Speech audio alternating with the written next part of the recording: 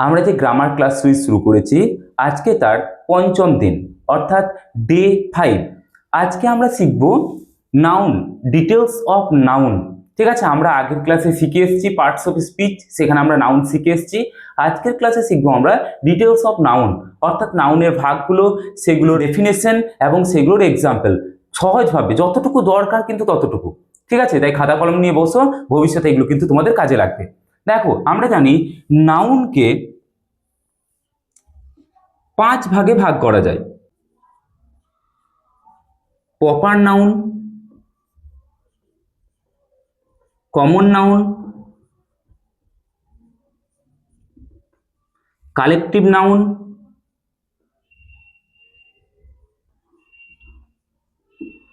Material noun, আরেকটা হলো আমাদের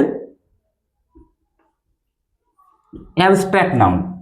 ঠিক আছে, আমরা নাউন কাকে বলে এটা তো জেনেছি যে যা নাম বোঝায়, যা নাম বোঝায়, সহজ করে বলতে গেলে যা নাম বোঝায় তাই নাউন। এই নাউনগুলোর কিন্তু আমাদের 5টা ভাগ রয়েছে। ঠিক আছে, প্রত্যেকটা ভাগকে আমরা ডিটেলসে কিন্তু সহজভাবে আলোচনা করব। চলো আমরা আসি প্রপার নাউনে। প্রপার নাউন মনে রাখবে, এর বাংলা হলো নির্দিষ্ট নাম। যে নাউন দ্বারা কোনো নির্দিষ্ট জায়গা, বস্তু বা ব্যক্তিকে বোঝায়। ভালো করে শোনো, যে নাউন দ্বারা কোনো নির্দিষ্ট ব্যক্তি, বস্তু বা জায়গাকে বোঝায়, অর্থাৎ কি পার্টিকুলার তাকেই বোঝাচ্ছে। দেখো আমরা বুঝে নেবো এক্সাম্পল দিয়ে। দেখো লেখা আছে Ram is a good boy. এখানে আমরা দেখতে পাচ্ছি দুটো নাউন রয়েছে, দেখো একটা রাম আর একটা বয়। কিন্তু প্রপার নাউন কোনটা? প্রপার নাউন মনে রাখবে রাম। রামটা হলো প্রপার নাউন, কারণ কি এখানে যে বয় রয়েছে না, এই বয়টা একটা ওভারঅল ছেলেদেরকে বোঝাচ্ছে, কিন্তু তাদের মধ্যে একটা নির্দিষ্ট নাম হলো রাম। তাই কিন্তু আমাদেরকে মনে রাখতে হবে রাম হলো আমাদের প্রপার নাউন। ঠিক আছে, অর্থাৎ কি এটা একটা নির্দিষ্ট করে বোঝাচ্ছে। বেশ, তারপরে দেখো Kolkata is a busy city. ঠিক আছে, এইখানেও দেখো দুটো নাউন রয়েছে, একটা হলো কলকাতা, একটা হলো সিটি। কিন্তু দেখো সিটি যখন বলছি কি সমস্ত শহর, সিটি মানে শহর, এটা একটা কমন নাম, একটা সাধারণ নাম।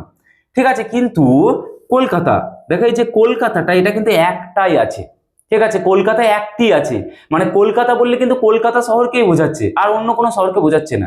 তাই এটা যেহেতু একটা নির্দিষ্ট নাম, তাই এটা হলো প্রপার নাউন। নেক্সট দেখো ইন্ডিয়া ইজ মাই কান্ট্রি।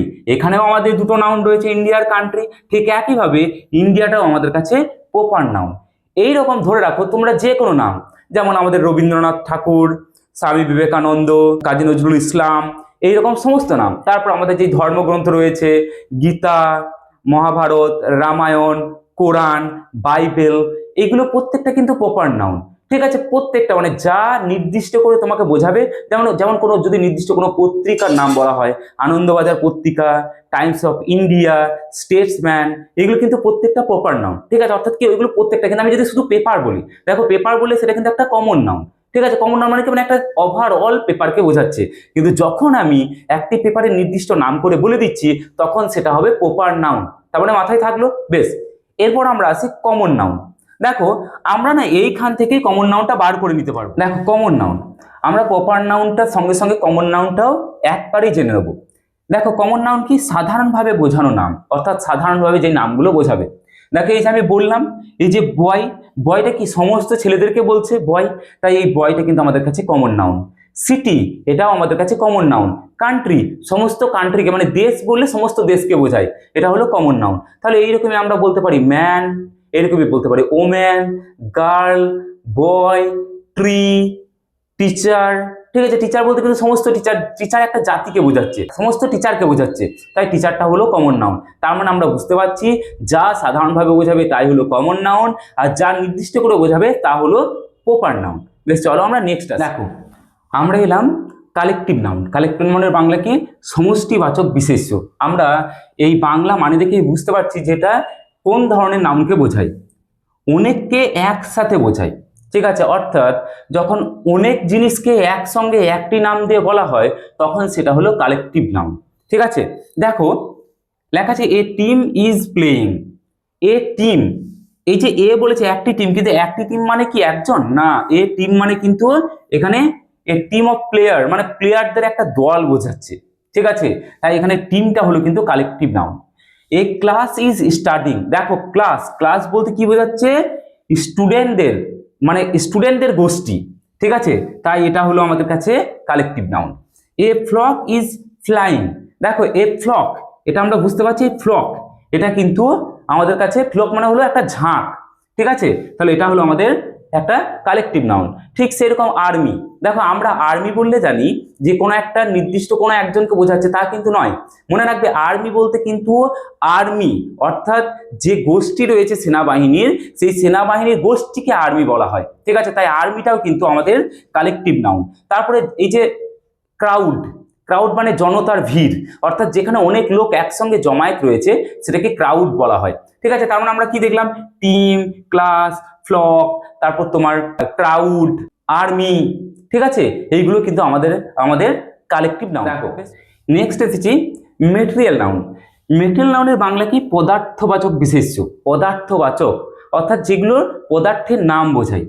দেখো এখানে ডেফিনেশন দেওয়া আছে, যে জিনিস দিয়ে কিছু তৈরি হয়, অর্থাৎ যা দিয়ে কিছু তৈরি হচ্ছে সেই জিনিসটাকে আমরা মেটেরিয়াল নাউন বলবো। দেখো এক্সাম্পল চলে আসি সহজভাবে, তাহলে বুঝতে পারবো। Gold is costly. গোল্ড আমরা জানি সোনা দিয়ে জিনিস তৈরি হয়। Water is life.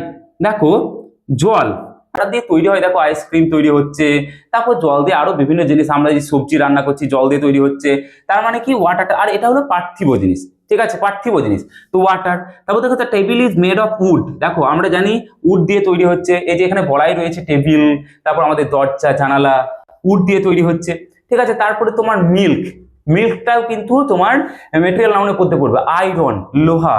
তাহলে সহজভাবে মনে রাখবে যা দিয়ে জিনিস তৈরি হয়, ঠিক আছে? যা দিয়ে জিনিস তৈরি হয়। তাহলে আমাদের দেখলাম gold, water, wood, milk, iron, ঠিক আছে? বেশ চলো আমরা নেক্সট আসি।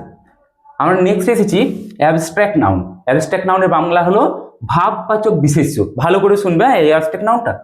দেখো দেখা যায় না, ছোঁয়া যায় না, শুধু অনুভব করা যায়। তাহলে দেখা যায় না, ছোঁয়া যায় না, এইরকম কিছু জিনিস রয়েছে যেগুলো নাম বোঝায়, শুধু অনুভব করা যায়, সেইগুলোকে আমরা অ্যাবস্ট্রাক্ট নাউন বলি। দেখো এক্সাম্পল অনেস্টি, এই যে honesty is the best policy আমরা শুনেছি। Honesty. Love, love is powerful, এই যে বলা হয় লাভ। দেখো লাভটা কিন্তু ভার্ব হিসেবেও কাজে লাগানো হয়, নাউন হিসেবেও কাজে লাগানো হয়। যখন নাউন হিসেবে কাজে লাগানো হচ্ছে তখন কিন্তু সেটা অ্যাবস্ট্রাক্ট নাউন। তারপর তোমার হ্যাপিনেস, ব্রেভারি, কাইন্ডনেস, ঠিক আছে? এই ধরনের ওয়ার্ডগুলো দেখো, এইগুলো প্রত্যেকটা, এইখানের প্রত্যেকটা নাম কিন্তু দেখা যায় না বা ছোঁয়া যায় না, এগুলোকে অনুভব করে। যে হ্যাপিনেস, হ্যাপিনেসটা কি? একটা সুখ, এটা একটা অনুভূতি। দেখো ব্রেভারি, এটা কি? একটা মানে ব্রেভারি মানে কারো সাহসিকতা নিয়ে বলছে, এটা কিন্তু একটা অনুভূতি। মানে কাউকে যখন তুমি ব্রেভারি, কাউকে যখন সাহসিকতা নিয়ে বলছো, মানে তার সাহসিকতাটা তুমি অনুভব করছো, তখন তুমি ব্রেভারি বলছো। কাইন্ডনেস অর্থাৎ দয়া, দয়ালু, ঠিক আছে? দয়া। এই যে দেখো এই ধরনের ওয়ার্ডগুলোকে বলা হয় অ্যাবস্ট্রাক্ট নাউন, ঠিক আছে? আরো কি কি অ্যাবস্ট্রাক্ট নাউন রয়েছে তোমরা সেটা আমাকে কমেন্টে জানাও। আর এখানের মধ্যে কোনটা বুঝতে পারলে না সেটাও কমেন্টে জানাও, তাহলে আমি সেটা কমেন্টে ক্লিয়ার করে দেবো, ঠিক আছে? এইরকমই নেক্সটে আবার আমরা প্রোনাউনের ডিটেলস নিয়ে আলোচনা করব। তাই যারা চ্যানেলে নতুন, চ্যানেলটি সাবস্ক্রাইব করে রাখো। ভিডিওটি ভালো লাগলে লাইক কমেন্ট করতে ভুলো না। দেখা হচ্ছে নেক্সট ভিডিওতে, ততক্ষণ ভালো থেকো, সুস্থ থেকো।